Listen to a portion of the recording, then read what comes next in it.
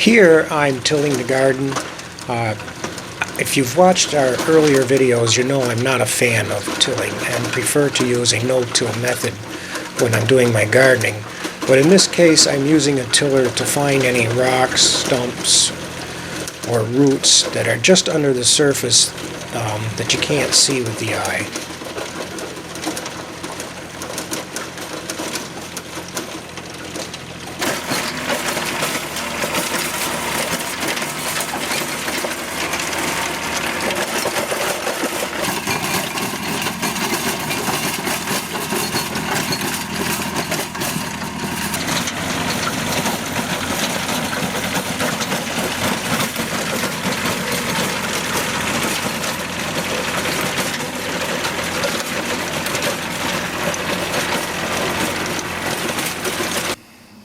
Well, folks, we got this tilled today. I tilled it twice, and although the conditions aren't really that great for tilling, that little bee did a real good job. I was really impressed with it. Really surprised me how well it did. You know, we took this land from woods, right from forest, to tillable land, and that feels really good.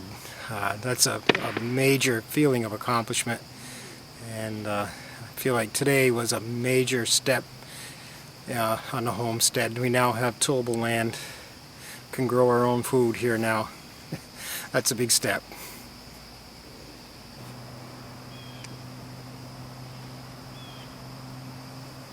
We're going to go through and we'll pick up all these rocks that the tiller kicked up. Also kicked up a lot of stumps and a lot of roots. Once we get this cleaned up, we can put up our deer fencing, and we're going to be able to plant here. I'm excited about that.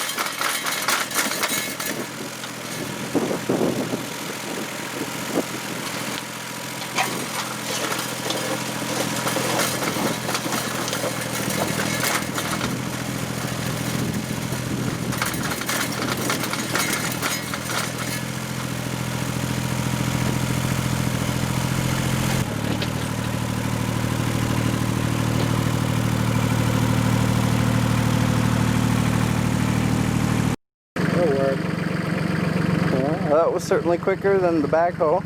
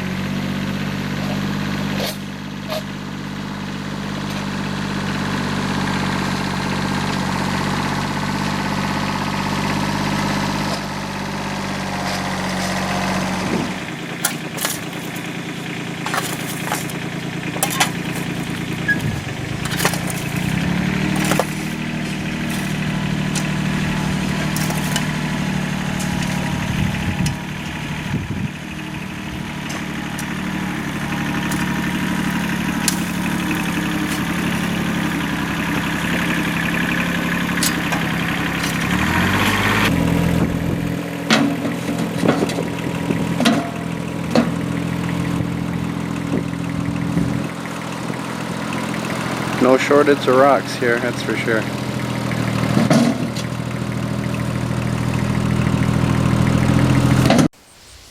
Well, we got all our fence posts installed, and also got our gate hung, as you can see right there. And we got about half of these installed, and we changed our mind as to what we want to do. Now, these are the posts that I charred on the bottom while we were clearing this area. And the trouble is that most of these posts are ash, and ash is not noted for being too rot resistant, but it's what I had. I had a lot of ash in this spot, so I decided to go ahead and use it anyway, but kind of changed our mind once we got going. What we decided to do was use rebar, and I put that rebar inside a 1-inch PVC pipe. I buried the pipe about 2.5 feet down, and the reason for that is so that if the rebar becomes damaged, or if we have to remove it for any reason, we can easily just pull that rebar right out of that PVC pipe, do what we got to do, and reinstall it. I also put a cap on top of that PVC, and we drilled a 5/8 hole. Well, actually we had to drill a 3/4 inch hole in order to accept the 5/8 rebar. And we put that on there hoping that it'll stop a lot of stuff from getting stuck down in the tube and just filling up with crud.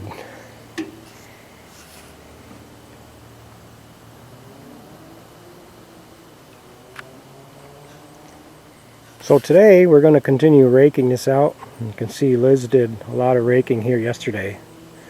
And it really looks nice where she raked. And we're going to continue cleaning this up. And then we're going to put our netting up.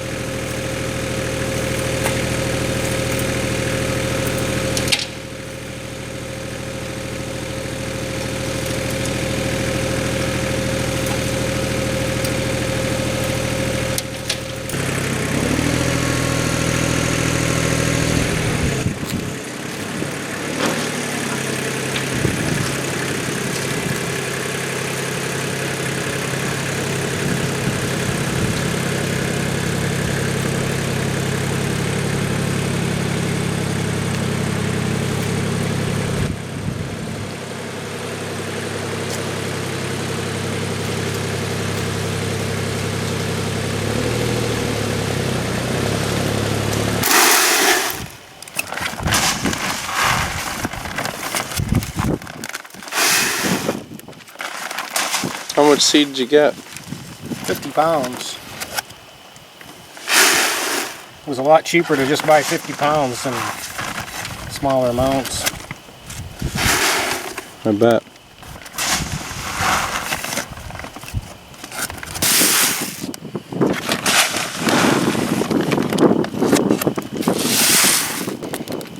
It was going to cost $1 a pound, but if we bought 50-pound bag, we got it for like $26. It's a good deal. Yeah.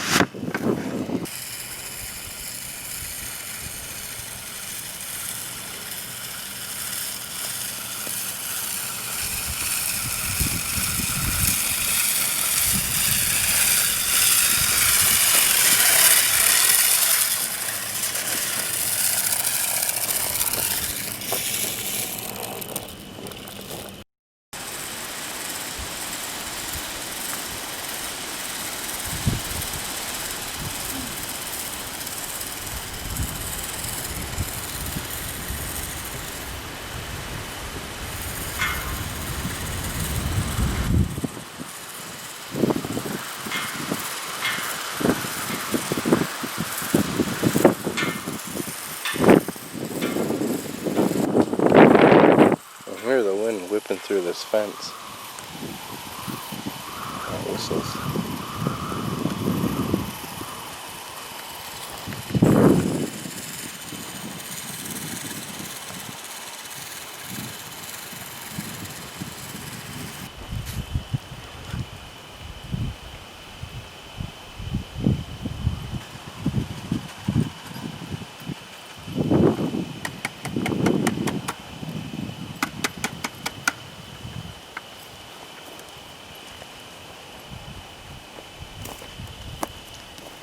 Guess that'll finish it up, huh? Yeah, I think that'll do it. On to the next project.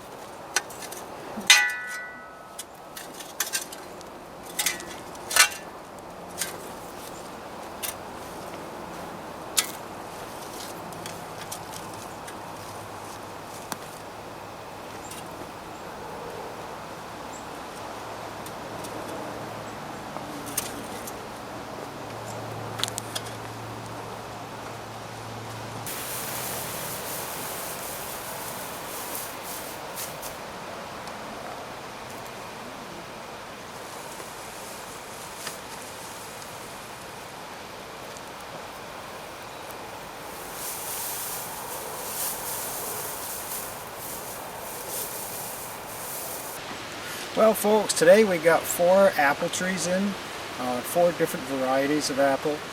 I'll take you through and show you those. This is the second thing we've planted in our garden area. You saw me the other day, I put down some winter rye, and we're pretty excited to get these apple trees in. Now the first one here, this is a pink lady, a yellow delicious,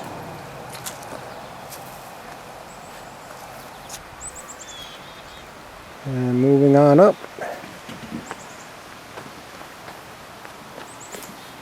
that's a honey crisp.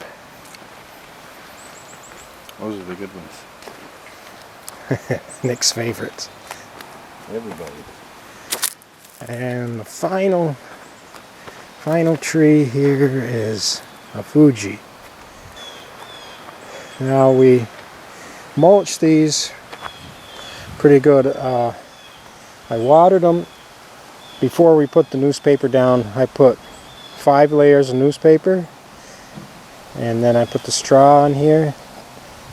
The reason for doing this is the newspaper and the straw will help hold moisture around those roots, and it'll also retard any weed growth.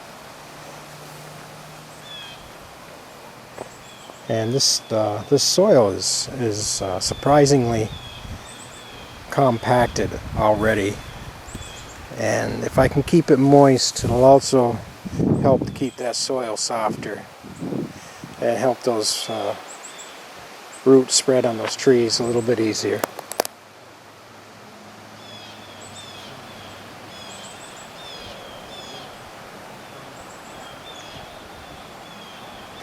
Now this newspaper works really well for retarding weeds, but you want to be careful to use newspaper that does not have the shiny print on it. If you just use the dark black ink, that's a soy-based ink, so it doesn't bother the soil at all. But stay away from the shiny sale flyers. That's not good ink. You really don't want that in your garden. I went and put some of those little protectors on the base of the trees. You can see those little white plastic sleeves there. I put those on there just in case a rabbit gets in here. It would not be very difficult for one just to sneak underneath that deer netting and come in here and girdle my trees for me. So I decided to put that on there for a little bit of protection. We also added some berries today. Right here in the foreground is a blueberry, and in the back is a thornless blackberry. And I'm going to fill in here, to make a full row. And as we come down here though, right there is a raspberry, and way down in the back there is a boysenberry. And like I said, I'll be filling in between these two with raspberries. Then I'll have a little bit of a gap right there, a little walkway, and I'll fill in with the thornless blackberries. And I'm planning on running a full row of blueberries all the way down to where the boysenberry is. Right there. Maybe I'll get that done this fall. We'll see if I can find any. I'd like to stick with the same varieties if I can. I bought these other ones early this spring, just before the pandemic hit. We picked these up, and we wanted to get these in, but it took us a long time to get this planting area ready. So that's why we're just getting them in now. Now this blueberry here is a Nelson variety. And on the thornless blackberry, let me see.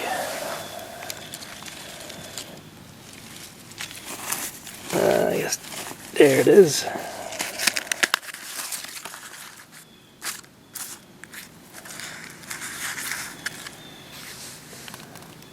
That is a PP8 5 10.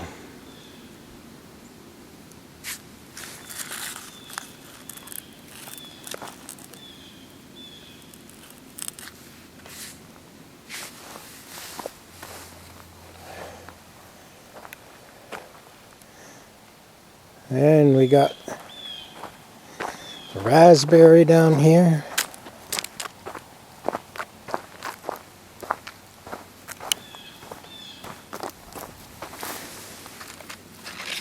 Let's see. This is a Latham raspberry. And I know there's no tag on the boysenberry. Don't know what variety that is. Well, folks, I guess that about wraps it up. 100 feet across the front, 85 feet down the sides. Hope you enjoyed our series here on From Forest to Garden. Thanks for watching, and we'll see you next time.